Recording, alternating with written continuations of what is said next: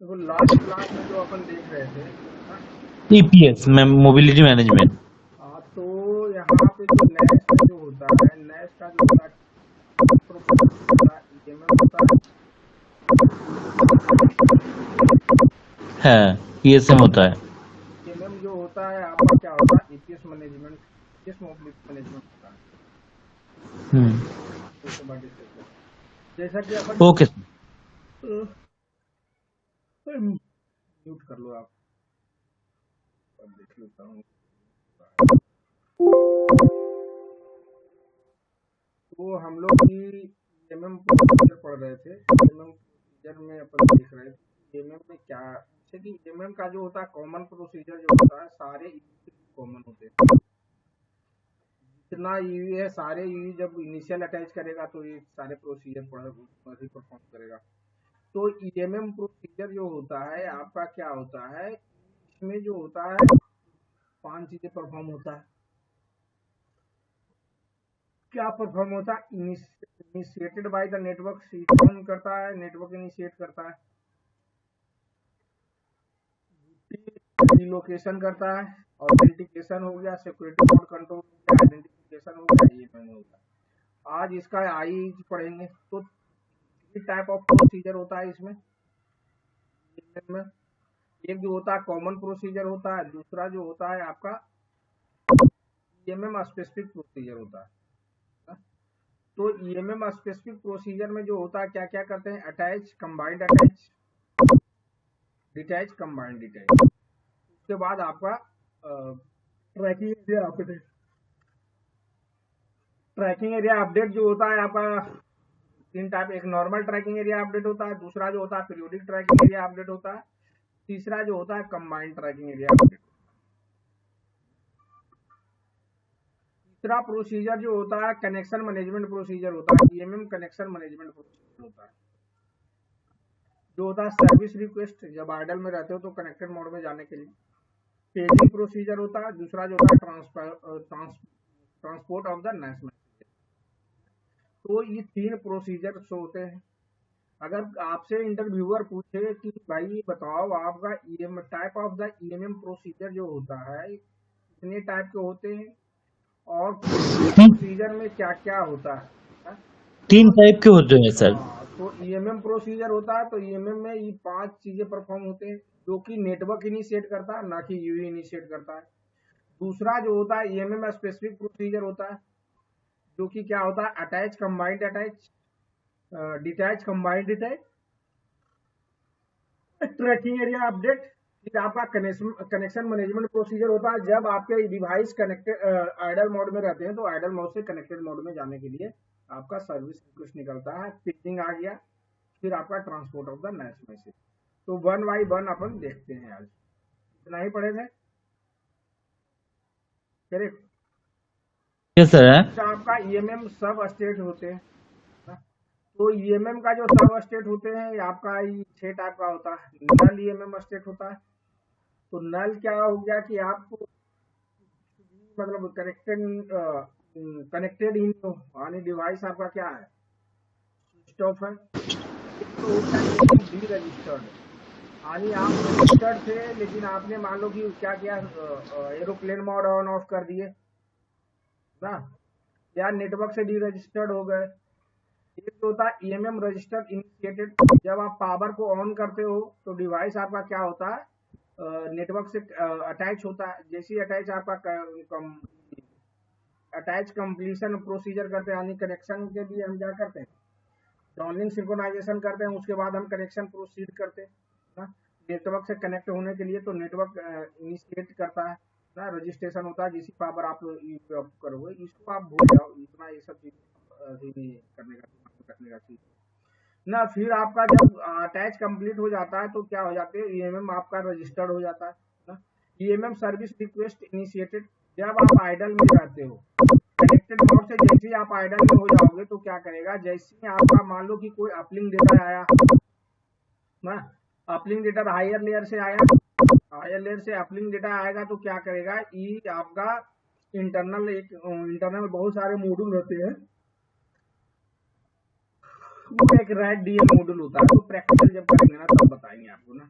Rat DM module होता है, तो रैट डीएम क्या करता है, ईएमएम को बताता है कि भैया कनेक्ट मेरे पास डेटा आया है, तो आप क्या करो, कनेक्शन को रीएस्टेब्लिश करो। क्या करो, कनेक्शन रीएस्टेब्लिश इन्विटेशन को देता है, तो ईएमएम क्या करता है, सर्विस डाल देगा, सर्विस रिक्वेस्ट इनिशिएट करेगा, और उसके बाद क्या होगा, आपका सर्विस रिक्वेस्ट निकालने के बाद फिर क्या करता है, ट्रैकिंग एरिया अपडेट करेगा, इनिशिएट करेगा, और नेटवर्क के साथ क्या हो जाएगा, आपका सिंक हो जाएगा। फिर ईएमएम डी रजिस्टर इनिशिएटेड, जब आप मान लो कि क्या कर रहे हो, नेटवर्क से मान लो कि आपका क्या हो गया, आप जो सर्विसेज आप यूज करना चाहे हो यूज कर लिए, फिर आप क्या कर रहे हो, नेटवर्क से इनसे यानी कुछ भी परफॉर्म आप, तो मान लो कि बैटरी का पावर ऑन ऑफ किए आपने ना, सिम को क्या किए, सिम आप रिमूव कर दिए, तो फिर उसके बाद है कि आप क्या कर रहे हो कि आप फ्लाइट मोड मार रहे हो, तो ये क्या करेगा, इनिशिएट करेगा, ईएमएम डी रजिस्टर्ड इनिशिएट करेगा, फिर आपका डी रजिस्टर्ड हो जाएगा नेटवर्क। ईएमएम ई जो स्टेट होता है, इस स्टेट को क्या बोलते हैं, ईएमएम सब स्टेट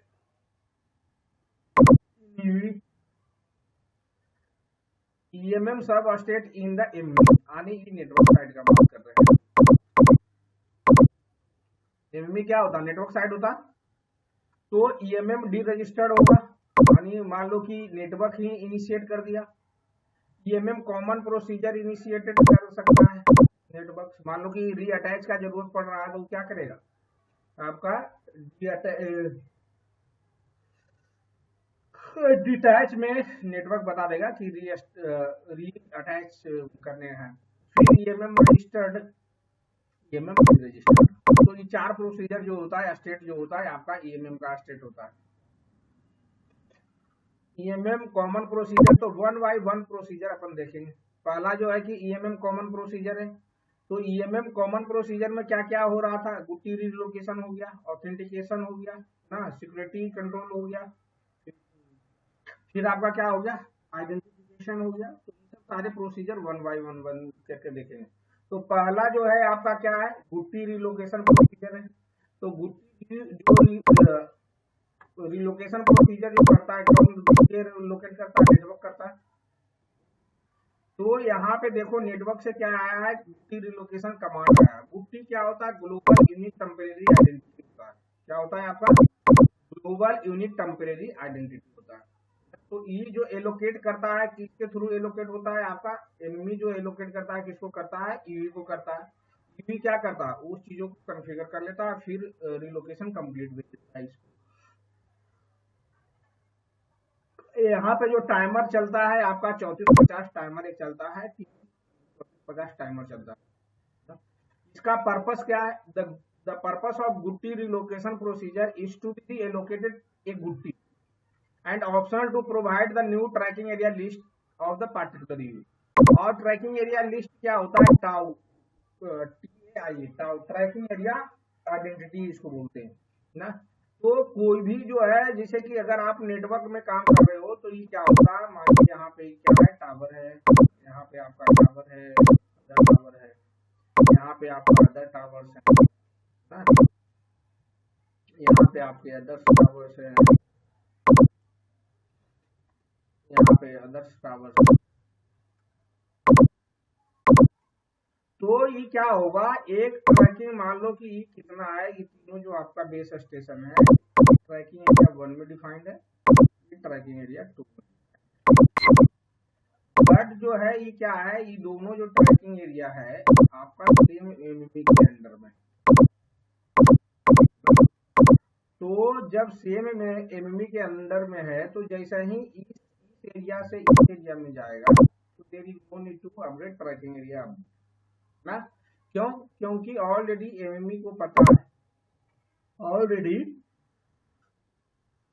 तो उसीलिए आपका क्या करता है, नेटवर्क आपको ट्रैकिंग एरिया लिस्ट प्रोवाइड करता है कि भैया इतना ट्रैकिंग एरिया, जिस एमएमई से आप कनेक्ट हो रहे हो, जिस एमएमई से आप अटैच हो, that MME belongs to this much of tracking area list. So there is no need to update tracking area list when you will move through this tracking area.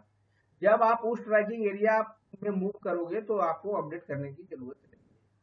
क्यों? क्योंकि already network को पता है कि trekking area का information इसके पास है। अगर कोई इसके बाद मान लो कि कोई ट्रैकिंग एरिया है, अगर वहां पे मूव कर रहे हो, यहाँ से क्या हो गया, आपका यहाँ से क्या कर दिया, आपका यहाँ से क्या कर गया, यहाँ मूव कर गया। तो यहाँ मूव कर गया तो एमएमई को क्या है नहीं पता है, तो एमएमई को क्या करेगा, ये अपडेट करेगा। अगर दूसरा एमएमई अवेलेबल नहीं है तो बताएगा ट्रैकिंग एरिया अपडेट बोलते हैं। और गुटियर लोकेशन जो होता है ग्लोबल यूनिक टेम्परेरी आइडेंटिटी होता है ना। तो ये दूसरा नेक्स्ट क्या बोल रहा है कि the relocation of perform by the unique procedure defined in the sub clauses. This procedure can only by initiated by the MME in the state of MM register. जब आपका डिवाइस जो है नेटवर्क के साथ रजिस्टर्ड हो जाएगा तभी जाकर के आपका ये प्रोसीजर आने वाला जो इंफॉर्मेशन है एमएमई आपका पास करेगा। The GUTI can also be implicit location at the attach और the tracking area update procedure. The implicit relocation of the Gutti is described in the subclause which specify these procedures, जो कि specify कर रहा है। The PLMN identity in the Gutti indicate the current registered PLMN। तो गुट्टी जब starting में अपन पढ़े होंगे, ध्यान में अगर होगा, जब इनिशियल क्लास अपन स्टार्ट करते थे तो पढ़े थे।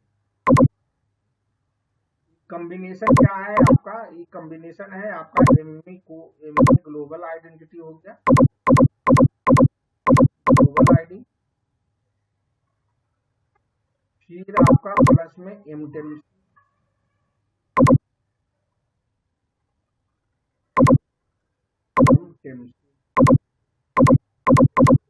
एमसी में फिर आपका क्या हो गया, आपका एमएमई कोड हो गया, सॉरी एमएमई कोड हो गया, फिर आपका एमसी हो गया, उसके बाद PLMN identity, it's a combination of all those identity that is called गुट्टी। तो उसको क्या कहते हैं, तो ये लास्ट पॉइंट आप इसमें क्या है आपका, the GUTI relocation procedure usually perform the ciphering mode. कौन से मोड में होते हैं, हम लोग मोड जो पढ़े थे दो टाइप का, साइफरिंग और इंटीग्रिटी। तो ये गुट्टी रिलोकेशन प्रोसीजर जो होता है साइफरिंग मोड में होता है। Normally the GUTI relocation will take place in the conjunction with the another mobility management procedure as part of the tracking area update. Tracking area update है तो इसमें आपका ट्रैकिंग एरिया का लिस्ट भी प्रोवाइड करता है और एमएमई ग्लोबल आइडेंटिटी क्या है, एमएमई कोड क्या है, ये सब सारी चीजें रहेगा ना। फिर आपका नेक्स्ट जो था क्या था, ऑथेंटिकेशन प्रोसीजर। ऑथेंटिकेशन प्रोसीजर भी आपका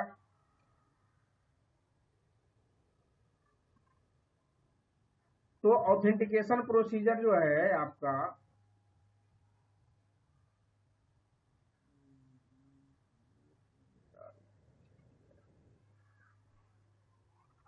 ऑथेंटिकेशन प्रोसीजर है। तो ऑथेंटिकेशन प्रोसीजर भी आपका कौन इनिशिएट करता है, नेटवर्क इनिशिएट करता है। तो ऑथेंटिकेशन प्रोसीजर में जो आईज होते हैं आपका ऑथेंटिकेशन प्रोसीजर, तो यहाँ पे क्या करेगा, ऑथेंटिकेशन प्रोसीजर का रिक्वेस्ट करेगा, फिर आपका इधर से क्या करेगा, रिस्पॉन्स करेगा। ये या तो क्या कर सकता है, ऑथेंटिकेशन रिजेक्ट कर सकता है, ऑथेंटिकेशन फेल। तो इसमें जो आई जाते हैं इस तरह ना, आपको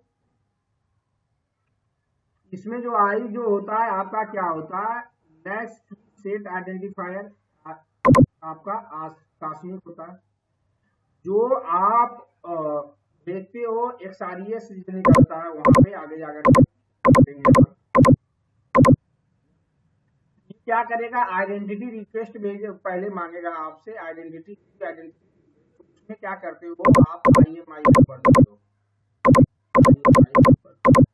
यूजिंग दिस नंबर ये क्या करेगा, और आप क्या देते हो, जो मोबाइल सिम के पीछे का नंबर होता है वो दोनों नंबर प्रोवाइड करते हैं।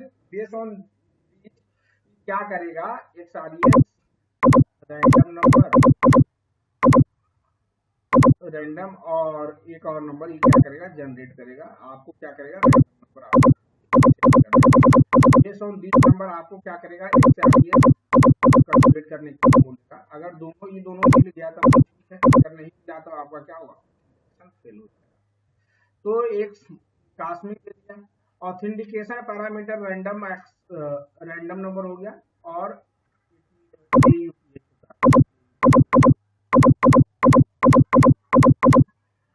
तो ये जो आप देख रहे हो क्या चीज है आपका, वाला फॉर्मेट में परजेंस है, परजेंस रहेगा। तो वो जो देख रहे हो क्या है, ऑप्शनल है। ये मतलब है कि माइंडेड है कि ये इंफॉर्मेशन आपका मैसेज करेगा ना, तो आप छोड़ो। लेकिन ये मतलब है माइंडेड है कि वो चीजें आपको रहेगा। तो जैसे ही आपके पास ये ऑथेंटिकेशन रिक्वेस्ट आएगा, ऑथेंटिकेशन रिक्वेस्ट में दो चीजें आपको प्रोवाइड करेगा नेटवर्क, एक रैंडम नंबर प्रोवाइड करेगा, दूसरा आपका ऑथेंटिकेशन एक टोकन रहता है वो प्रोवाइड करेगा। बेस्ड ऑन दिस नंबर आपको क्या करना पड़ेगा, XRES जनरेट करके इसको भेजना पड़ेगा। अगर दोनों ही XRES इसका दोनों का सही हो जाएगा, जो पहले से जनरेटेड है HSS के द्वारा, अगर ये दोनों इक्वल हो गया तब तो आपका ठीक है, अदरवाइज क्या करेगा, रिजेक्ट कर देगा, या कि जो तुमने भेजा है वो सही। या तो ये क्या करेगा, अगर जनरेट नहीं कर पाया तो ये क्या करेगा, वही XRES ही भेजेगा। अगर ये ऑथेंटिकेशन मान लो कि कुछ दिक्कतें आ गया, जो रैंडम नंबर भेजा भेजा वो सही नहीं है तो क्या करेगा, रिजेक्ट कर देगा। सही नहीं है तो क्या करेगा, वो रिजेक्ट कर देगा। जैसे कि मान लो कि आप इसने रिस्पॉन्स भेजा, अगर रिस्पॉन्स में वो जो है कि नहीं मिला ये दोनों से, तो क्या करेगा, रिजेक्ट कर देगा। फिर से बोलेगा कि भैया जो जनरेट करके दिए हो तुम, वो क्या है, सही नहीं है। या तो क्या हो जाएगा, जो जनरेट करके देगा तो फिर ऑथेंटिकेशन फेल्ड हो जाएगा, इसमें दो जगह कॉज बता देगा कि क्यों हमने फेल किया। तो इस तरह से अपना जो होता है आपका ऑथेंटिकेशन प्रोसीजर परफॉर्म करता है।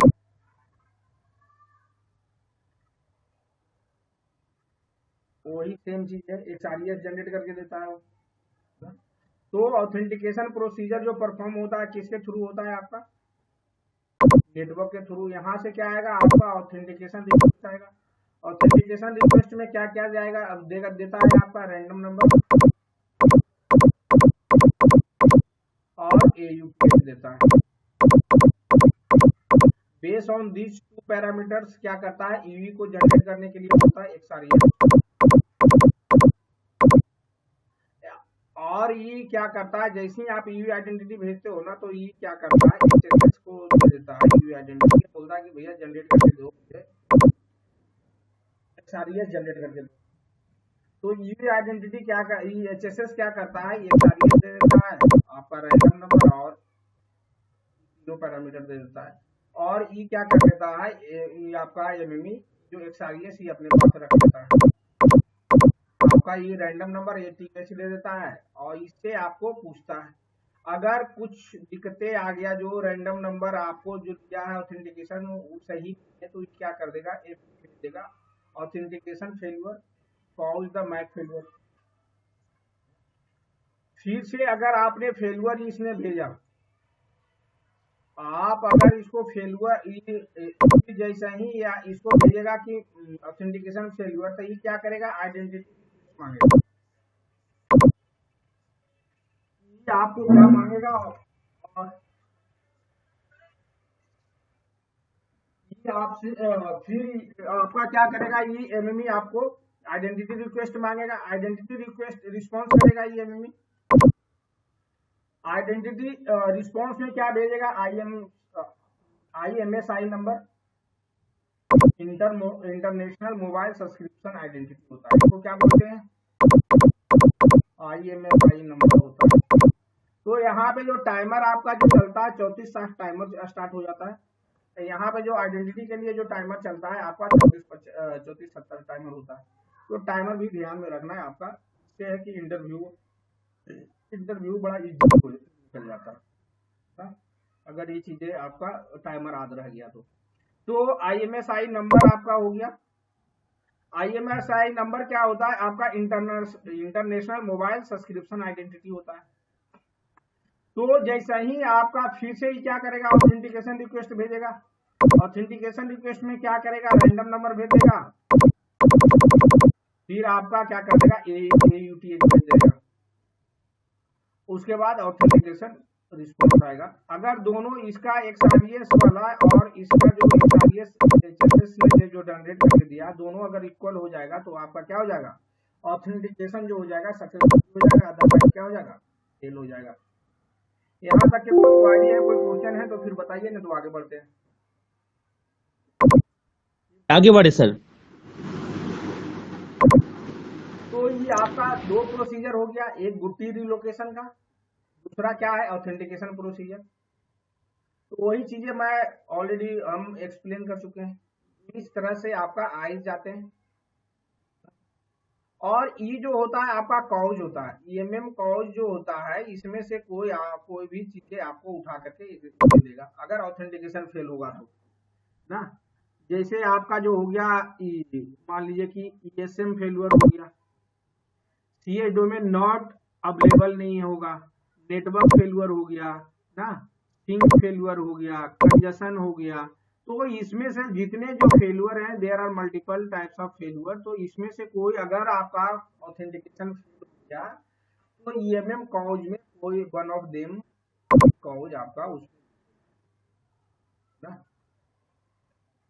तो सिक्योरिटी मोड कंट्रोल प्रोसीजर अब है। सिक्योरिटी मोड कंट्रोल प्रोसीजर भी आपका क्या होता है, एमई और नेटवर्क के बीच में आपका होता है। अरे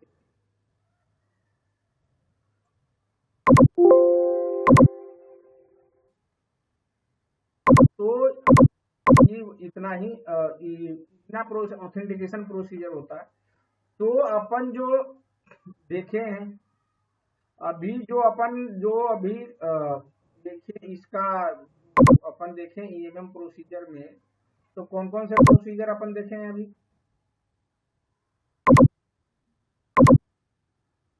तो अभी दो प्रोसीजर देखे हैं, करेक्ट। एक कौन सा देखे थे, गुट्टी रिलोकेशन। दूसरा जो ऑथेंटिकेशन प्रोसीजर देखे ना।